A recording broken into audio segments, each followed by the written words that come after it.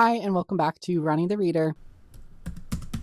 Today, I am super excited for our video. We are going to be diving back into my roots with the mystery thriller genre, and we're going to be going over 4 books that have some pretty insane plot twists. Now, these aren't like the best plot twist ever in the world, but they are just 4 plot twists that when I was reading completely changed the book for me and did push it to be a little bit more of an enjoyable read. 2 of these books are some of my all-time favorite books, and 2 have kind of faded from my memory a little bit and are maybe a little less regarded for me, but still, all of these books had pretty insane twists. So, if that's what you're kind of looking for, I would recommend these. You probably have heard of them, but I'm just kind of reiterating these as, books that have just really insane plot twists in them. I have 4 to go over. I haven't talked about a lot of mystery thrillers recently. I did do an author chat about Ruth Ware, so I'm excited to be diving into some new ones. But let's get started. So, the first book that I want to discuss is Behind Her Eyes by Sarah Pinbrow. You have probably heard about this book in relation to the twist being absolutely insane and crazy and so like out of left field and so unpredictable. The book plot like itself is following a woman named Louisa, I think Louisa. It's either Louise or Louisa, and she works as like a receptionist in an office and she's starting a new job. And so she goes out one night to kind of celebrate this new job, but the night before she's starting, and she meets a man, they kind of flirt, they end up having like a hookup, after this bar, and then turns out that that is her new boss. He's like, I think it's some sort of like medical office, so I think he's like the doctor or the practitioner or something, but I could be wrong about that. But she essentially is working for him, and then he has a wife named Adele, who is also a very important character that Louisa ends up like befriending. Book is very interconnected. It's kind of a web of characters, kind of dramatic irony. A lot of it, some characters know things while other characters don't, but you as the reader are aware of what the characters do and do not know. And yes, the twist that comes in this book is really kind of just insane. I will say, when you read the book, I think it's a little bit easy to tell like where the twist is going, but there is kind of a secondary part of the twist that really caught me off guard, and I think is a lot of the reason that people say that this is like completely like crazy. This is the only Sarah Pinbrow book that I did read or have read thus far. Didn't exactly stick with me. The twist itself is really good, but the actual book and the actual lead up to it is a little flat and boring. There are some aspects and some parts of the book that are pretty exciting, but ultimately, if you want to just kind of know what the twist is, I mean, feel free to read it, but you could just look it up, to be honest, and see what it is if you just really want to know and you haven't gotten to it. I don't necessarily think this one is like super worth the hype that it does get, but still, this book or this list is a book of plot twists that completely left me like shocked and jaw dropped, and it did. So, I would recommend it in that sense, but the book leading up to it, not the strongest thing ever written in the world. The next book on the list that I want to talk about is The 7.5 Deaths of Evelyn Hardcastle.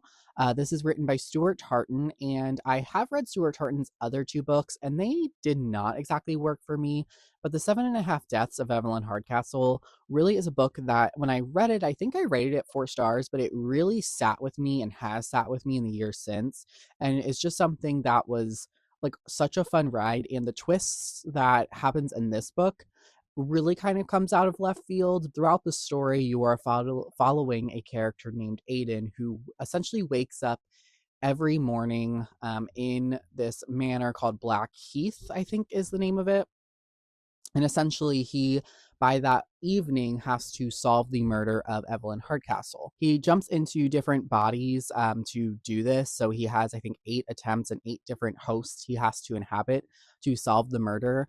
And so, kind of, the puzzle like structure of the book is super fun to read and keeps it really exciting and really engaging and really interesting to kind of keep moving forward. I would say this is a really good book if you like kind of like that mystery box puzzle like type series where things are kind of slowly revealed over time and more questions get brought up, but then eventually everything kind of comes together in a really like cleverly woven interesting way.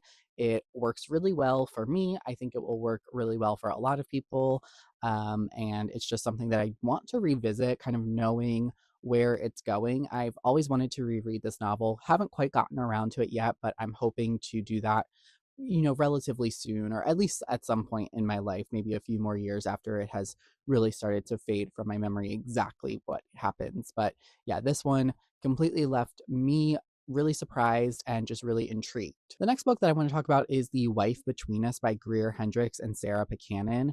Now, this author duo really kind of hit it big there for a few years with some of their mystery thriller releases. I think this was the first one that they penned together that came out. And essentially, you're following the story of a woman named Vanessa, who, I don't want to use the word stalking, but maybe following around her husband's new girlfriend or wife. I forget if they're like already married. I think they might be engaged at the start of the story. There's a really interesting midpoint twist in this book that kind of recontextualizes the whole story for yourself, and leads to a really exciting second half. Now, I will say, I think looking back, this book falls into kind of a lot of common tropes. So this one is the other one that maybe exactly hasn't held up for me, much like Behind Her Eyes, where I was reading it, I really, really loved it, but then since I've kind of re-examined it, and maybe it was quite not as good as I remember, but the twist itself, I just kind of really was like, wow, this is crazy.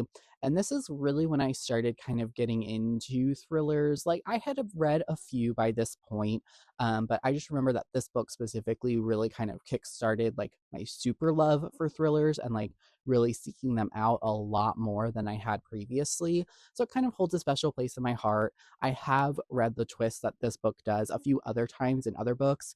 So, to criticize a little bit, it's not wholly original, but it is still fun. It's still entertaining. If you haven't read this one or other Sarah Buchanan's and Greer Hendricks, I do recommend them. I have read Anonymous Girl, which is also really good by them. And then I also read You Are Not Alone and The Golden Couple that they penned together. And those two did not work as much for me when I read them at the time. So I don't know how they would fare now. They both were fine. They both were 3 stars, but just didn't kind of live up to the hype and the like jaw droppingness that The Wife Between Us or even Anonymous Girl had for me when I read them. All right. And lastly, the like queen upon queen of thrillers, it is Gone Girl. This is the first mystery thriller that I ever read as like a adult. I was, I think, a senior in high school when I read this book. And it just baffles me that this is the first thriller that I ever read, because it remains to kind of be like top tier pinnacle. I don't know if any mystery thriller book has ever really topped Gone Girl. And what if that is a strength of Gone Girl itself, the novel, or just like the strength of me really loving mystery thrillers and this kind of being the first time that I read one? I don't know. I tend to lean more on the side that it's just a really well constructed, really well written book. I'm sure a lot of you have at least seen the movie in the years since this book and movie have come out of Gone Girl. So you're probably familiar with the twist. If you're not, it is one of those classic midpoint twist turns that when you read it, it really just kind of is like, blows the whole thing open and really just changes the trajectory of the story so much. And it kind of utilizes a lot of tropes that I really enjoy, kind of dual timelines in certain aspects.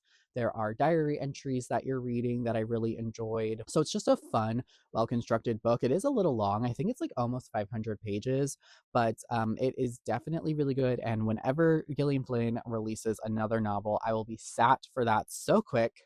I am so, so excited. I hope that one comes out relatively soon, but we will see. But yeah, Gone Girl remains one of my top like 10 books of all time, and really kind of shaped my love for thrillers and shaped my love for reading as an adult, and showed me that books could be just fun. And so I really, really, really love this one, and I recommend it if you want just an insane, out of your mind, below your mind kind of twist that comes along, and really just takes you on a fun ride. All right, so that is it. This is a quick video today. Just wanted to share some quick mystery thriller, I guess, recommendations or books that just have some insane twists to them. So if you've read any of these, definitely let me know what you thought of them and the twist. Did you like them? Did you not like them? Did you see any of these twists coming? And any other mystery thrillers that you have read that you like the twist, leave them below. If I've read it, I'll tell you what I've thought of it, but if I've not read it, I'll maybe make some more room for it on my TBR here coming up in the summer months. I'm hoping to read a little bit more thrillers over the summer just because I haven't read that much lately. I've kind of been exploring other genres like fantasy and sci-fi more. But I definitely still want to, read my thrillers. I read a lot in January, but haven't read too many in February or March or April yet. So hopefully we'll have a good thriller upcoming here soon. But that is all for this video today. Thank you so much for watching, and I will talk to you again soon in a new video. So until then,